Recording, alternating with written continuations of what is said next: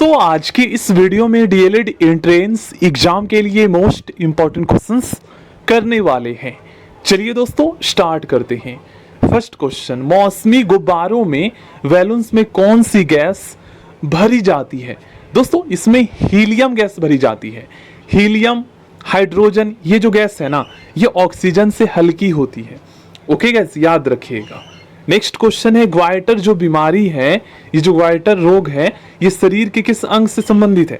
तो ये दोस्तों हमारे गले से संबंधित है, क्योंकि आप सभी जानते हैं दोस्तों हमारे गले में थायराइड ग्रंथि स्थित होता है, ठीक ना। और थायराइड ग्रंथि में क्या होने की वजह से ग्वाइटर रोग होता है? तो आप सभी जानते हैं दोस्तों आयोडीन की कमी से जो है ना, जो हमारा थायराइड ग्रंथि है, ये थायरॉक्सिन हार्मोन रिलीज करना कम कर देता है या बंद कर देता है, ठीक ना। आयोडीन की कमी की वजह से थायराइड ग्रंथि जो है थायरॉक्सिन हार्मोन रिलीज करना बंद कर देता है। इस वजह से दोस्तों ग्वाइटर रोग हो जाता है, याद रखिएगा। और इसे ही हम हिंदी में घेंघा रोग कहते हैं, ग्वाइटर को। आगे बढ़ते हैं, आयोडीन की कमी से कौन सा रोग होता है? तो ये होता है घेंघा रोग। रक्त में पाई जाने वाली धातु कौन सी है? अब आप लोग कहेंगे रक्त में भी कोई धातु पाई जाती है? गाइस, ये एक प्रकार का प्रोटीन है जो कि आपको कंफ्यूज करने के लिए इस तरीके से पूछा जा रहा है, ठीक ना। तो हमारे रक्त में जो है आयरन, ठीक ना, लोह युक्त प्रोटीन पाया जाता है, ठीक ना। और वो किस में होता है? तो वो आरबीसी में होता है। और आरबीसी में उसको किस नाम से जानते हैं? उसे हीमोग्लोबिन के नाम से जानते हैं। और उसी की उपस्थिति के कारण हमारा रक्त का रंग लाल होता है। ओके गाइस, और हीमोग्लोबिन का क्या कार्य है? तो ये हमारे शरीर में ऑक्सीजन पहुंचाने का कार्य करता है। सॉल्क है ये, सॉल्फ नहीं। जॉन्स ई सॉल्क को किस टीका वैक्सीन के आविष्कार के लिए जाना जाता है? दोस्तों जॉन सॉल्क ने पोलियो के टीके की खोज की थी। अगर आपसे पूछा जाए दोस्तों कि चेचक के टीके की खोज किसने की थी, तो चेचक के टीके की खोज दोस्तों एडवर्ड जेनर ने की थी, जिसे छोटी माता चिकन पॉक्स भी कहते हैं। उसके टीके की खोज जो है वो एडवर्ड जेनर ने की थी। और रेबीज रोधी टीके की खोज दोस्तों किसने की थी? तो लुइस पाश्चर ने की थी। लुइस पाश्चर ने पास्तुरीकरण की भी खोज की थी। आगे बढ़ते हैं दोस्तों, मिल्क ऑफ मैग्नीशिया का सूत्र क्या है? दोस्तों मिल्क ऑफ मैग्नीशिया का जो सूत्र है ये है दोस्तों MgOH, मैग्नीशियम हाइड्रोक्साइड। आगे बढ़ते हैं, वायुमंडल में प्राय गर्मी कहां से आती है? दोस्तों जो गर्मी आती है ये विकिरण के कारण गर्मी होती है। आगे बढ़ते हैं दोस्तों, पॉलीथीन किस पदार्थ से बनता है? दोस्तों पॉलीथीन जो है ना, ये दोस्तों एथिलीन केमिकल से बनता है, ठीक ना। एथिलीन पदार्थ से बनता है, एथिलीन से पॉलीथीन बनता है। पके हुए अंगूर में क्या पाया जाता है? दोस्तों पके हुए अंगूर में जो है ना, इसमें पाया जाता है ग्लूकोज, ठीक ना। दोस्तों एक अक्सर क्वेश्चन एग्जाम में पूछे जाते हैं कि अंगूर के रस में या अंगूर में कौन सा एसिड पाया जाता है? तो अंगूर में जो है ना टार्टरिक एसिड पाया जाता है, टार्टरिक अम्ल पाया जाता है, पता होना चाहिए।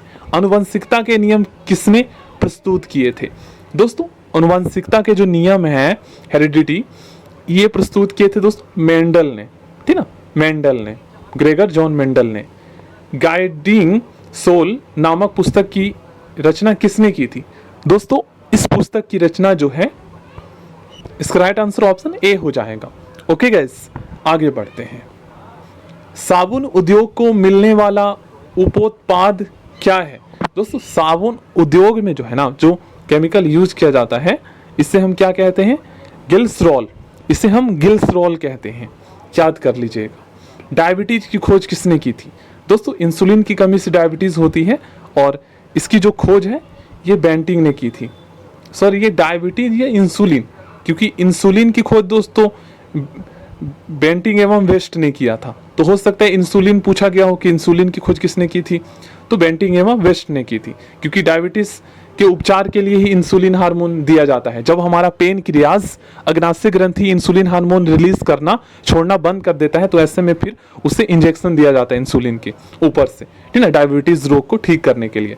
तो इस टीके की खोज जो है बेंटिंग एवं वेस्ट ने की थी। मतलब बात वही है। डीएनए की खोज किसने की थी? दोस्तों डीएनए की खोज जेम्स वॉटसन और क्रिक ने की थी। वॉटसन एवं क्रिक ने की थी। डीएनए की खोज वॉटसन एवं क्रिक ने की थी। इस तरीके से याद कर सकते हो। कालाजार बुखार की खोज किसने की थी? ये सारे इंपॉर्टेंट है क्वेश्चन।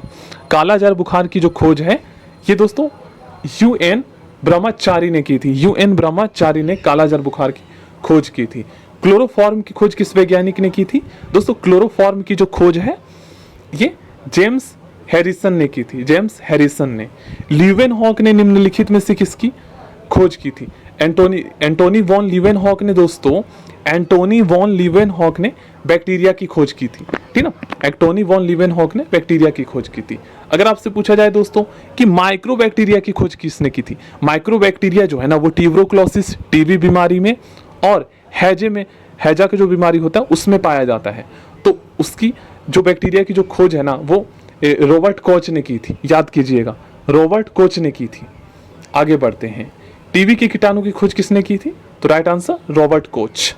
ठीक है, और हैजे के टीके, ये भी हैजा के कीटाणु। लुई पाश्चर ने किसकी खोज की थी? दोस्तों लुई पाश्चर ने जो है ये खोज की थी। ये तो आपको पता है दोस्तों, रेबीज विरोधी टीके की खोज हाँ लुई पाश्चर ने ही किया था। तो कीटाणु सिद्धांत की भी खोज इन्होंने की थी। ठीक है, कीटाणु सिद्धांत की खोज भी लुई पाश्चर ने की थी। इन्होंने पास्तुरीकरण, पॉस्चराइजेशन की खोज की थी। ठीक है, आरएनए की खोज किस वैज्ञानिक ने की थी? Most important question.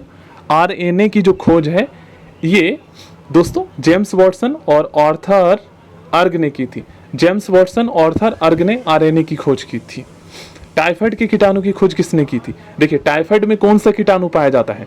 कौन से बैक्टीरिया के कारण टाइफाइड होता है? तो Salmonella typhoid, typhi, Salmonella typhi पाया जाता है बैक्टीरिया टाइफाइड रोग में। तो ई वर्थ ने की थी। ये ज्यादा इंपॉर्टेंट नहीं है। नेक्स्ट क्वेश्चन मोस्ट इंपॉर्टेंट है। रोनाल्ड रॉस ने किसकी खोज की थी? दोस्तों रोनाल्ड रॉस ने जो है ना, रोनाल्ड रॉस ने मलेरिया के टीके की खोज की थी। ठीक है, मलेरिया के टीके की खोज की थी। सिफिलिस के इलाज की खोज किसने की थी? दोस्तों सिफिलिस के इलाज की जो खोज है ये की गई थी पॉल एलिस के द्वारा। ये इंपॉर्टेंट नहीं है। रॉबर्ट हुक ने किसकी खोज की थी? दोस्तों रॉबर्ट हुक ने जो है ना सर्वप्रथम 1665 में जो है, आपको पता ही है दोस्तों, कोशिका की खोज की थी। और ये जो कोशिका थी ना ये मृत कोशिका थी। ठीक ना, अगर आपसे पूछा जाए कि जीवित कोशिका की खोज किसने की थी तो एंटोनी वॉन लीवेनहॉक ने जीवित कोशिका की खोज की थी। नेक्स्ट क्वेश्चन है हमारा, रेयॉन किससे बनाया जाता है? ज्यादा इंपॉर्टेंट नहीं है। तो ये सेलुलोज से बनाया जाता है। ठीक ना, सेलुलोज से। जो प्लांट की सेल वॉल होती है, कोशिका भी थी, ये दोस्तों ये सेलुलोज की बनी होती है। ये भी आपको पता होना चाहिए। वर्षा से प्राप्त जल किस प्रकार का जल है? तो जो वर्षा से प्राप्त होती है ना जल, ये दोस्तों शुद्ध जल होती है। ठीक ना, सबसे शुद्ध होती है। आगे बढ़ते हैं दोस्तों। जेनेटिक कोड की खोज किस वैज्ञानिक ने की थी? मोस्ट इंपॉर्टेंट क्वेश्चन है दोस्तों। जेनेटिक कोड की खोज हरगोविंद खुराना ने की थी और इसलिए इन्हें नोबेल पुरस्कार भी मिला था। ठीक ना, विटामिन सी का सबसे उत्तम स्रोत कौन सा है? दोस्तों विटामिन सी का सबसे उत्तम स्रोत जो है ये है आंवला। ओके गाइस, और विटामिन सी की कमी से स्कर्वी रोग होता है। पवन की गति को मापने वाला उपकरण कौन सा है? दोस्तों पवन की गति को मापने वाला जो उपकरण है ये तो आपको पता ही होगा, ये दोस्तों एनीमोमीटर। ठीक ना, एनीमोमीटर। अगर आपसे पूछा जाए दोस्तों कि रक्तचाप को मापने वाला यंत्र कौन सा है तो स्फेग्मोमैनोमीटर जो है रक्तचाप को मापने वाला यंत्र है। और अमीटर जो है ना ये विद्युत धारा को मापने वाला यंत्र है। विद्युत धारा को अमीटर से मापा जाता है।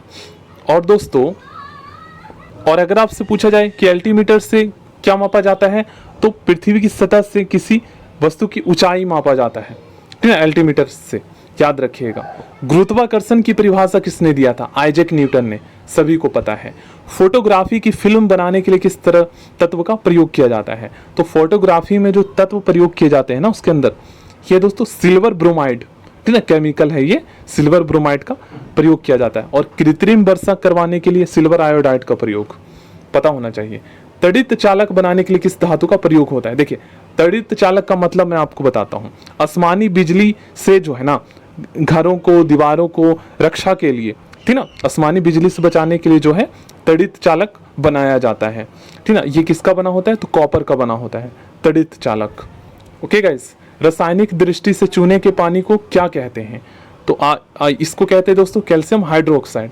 ठीक ना, कैल्शियम हाइड्रोक्साइड चूने के पानी का रासायनिक नाम।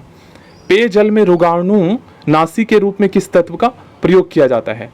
दोस्तों पेयजल में जो है ना रोगाणु नाशी के रूप में जो तत्व प्रयोग किया जाता है, मतलब पेयजल को शुद्ध बनाने के लिए, रोगाणु को मारने के लिए इसमें प्रयोग किया जाता है क्लोरीन। ठीक है ना, ब्लीचिंग पाउडर का प्रयोग किया जाता है। तीर चलाने में प्रयोग की जाने वाली झोंकी कमान में कौन सी ऊर्जा होती है? तो इसमें दोस्तों स्थितिज ऊर्जा होती है। मतलब समझे आप, तीर चलाने में प्रयोग की जाने वाली झोंकी कमान में कौन सी ऊर्जा होती है?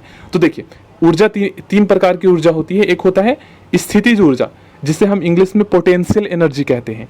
दूसरा होता है दोस्तों गतिज ऊर्जा, जिसे काइनेटिक एनर्जी कहते हैं। और तीसरा होता है यांत्रिक ऊर्जा, जिसे हम मैकेनिकल एनर्जी कहते हैं। तो स्थितिज ऊर्जा क्या है ना, जैसे तीर चलाने में प्रयोग की जाने वाली झुकी कमान, जैसे स्थिर पानी है, बांध में पानी ऊपर जमा हुआ है, तो वो अपने स्थिति में जो है ना, देखिए स्थितिज ऊर्जा का बहुत ही सिंपल एग्जांपल मैं आपको देता हूं दोस्तों। एक तीर है, ठीक ना, और एक मतलब तीर, खींचा हुआ तीर, ठीक ना, जैसा आपने तीर को खींच रखा है वार करने के लिए, तो वो जो तीर जो खींचा हुआ है ना, उसमें उसकी स्थिति के कारण जो परिवर्तन आया है, जो उसके अंतर्गत जो ऊर्जा बना है, उसकी स्थिति में परिवर्तन के कारण, उसे स्थितिज ऊर्जा कहते हैं।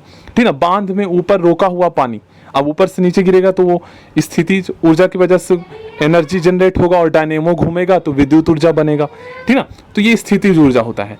अब गतिज ऊर्जा, तो किसी वस्तु में गति के कारण जो ऊर्जा उत्पन्न होती है, तब गति के कारण का मैं आपको बताता हूँ। जब बांध से पानी छोड़ दिया जाता है तो गति में आ जाता है। अब साइकिल जो चला रहा है वो गति में है, अब तीर को आप छोड़ देते हैं तो वो गति में आ जाता है, तो उस गति के कारण जो ऊर्जा उत्पन्न होती है उसे गतिज ऊर्जा कहते हैं। और यांत्रिक ऊर्जा उन दोनों को मिक्स करके होता है। ठीक है, किस रंग का तरंगदैर्घ्य सबसे अधिक होता है?